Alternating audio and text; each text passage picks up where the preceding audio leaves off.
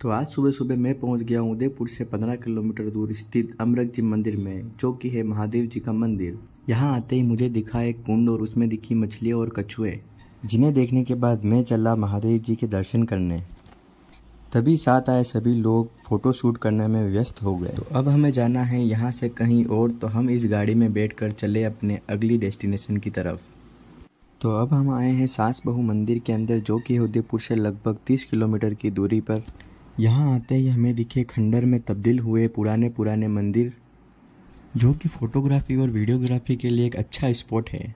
कुछ कदम चलते ही मुझे दिखा एक पेड़ और उस पर दिखे खजूर, पर ये तो अभी कच्चे हैं जिन्हें नहीं खाया जा सकता, वैसे भी इन्हें तोड़ेगा कौन। तो चलो अब चलते हैं अपने सास बहू मंदिर की तरफ। पूरब मुखी दिशा में बना यह मंदिर, जिसका एंट्रेंस मंदिर के पीछे है, लेकिन इस मंदिर की सीढ़ियों के लिए आपको पूरा मंदिर का चक्कर लगाना पड़ेगा।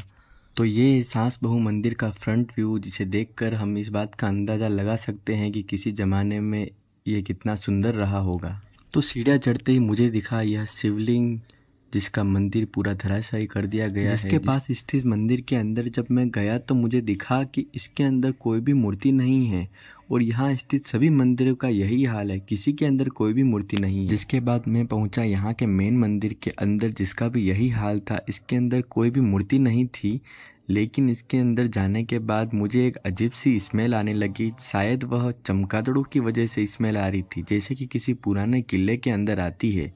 और ये खाली मंदिर देखने के बाद अब मुझसे रहा नहीं गया, तो मैं भागा बाहर की तरफ। और यहाँ आते ही मुझे दिखे मंदिर के चारों तरफ स्थित यह मूर्तियाँ, जो कि काफ़ी खस्ता हालत में थी, जिन मूर्तियों के सारे सर को तोड़ दिया गया था। एक भी मूर्ति ऐसी बाकी नहीं रखी जिसको खंडित ना किया गया हो। ये देख मैं समझ गया कि यह मंदिर भी मुगलों के आक्रमण का शिकार हुआ है। तभी कुछ कदम चलते ही मुझे दिखा है मंदिर के सामने ये तालाब, जहाँ जाने की मेरी इच्छा हुई, लेकिन मुझे अब जाना है अपनी अगली डेस्टिनेशन की तरफ। तो चलो चलते हैं अपने अगली डेस्टिनेशन की ओर। जहाँ से निकलते ही मेरी नज़र पड़ी एक पत्थर की तरफ, पर मुझे समझ नहीं आया कि ये क्या है, इसलिए मैं चला उसको देखने के लिए। तो फटाफट सीढ़ियाँ उतरते ही दौड़ते हुए मैं चला उस पत्थर की तरफ।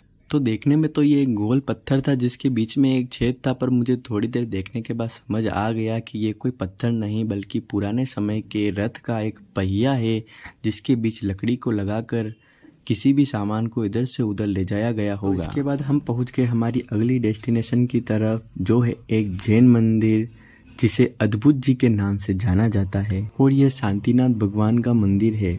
कुछ समय देखने के बाद मुझे याद आ गया कि इस मंदिर में मैं पहले भी आ चुका हूँ, इसीलिए मंदिर के अंदर दर्शन करने के लिए गया, जहाँ मुझे दिखी एक विशाल मूर्ति, जहाँ हमने दर्शन किए और फिर चले हम अपने घर की तरफ। मिलते हैं अगली वीडियो में।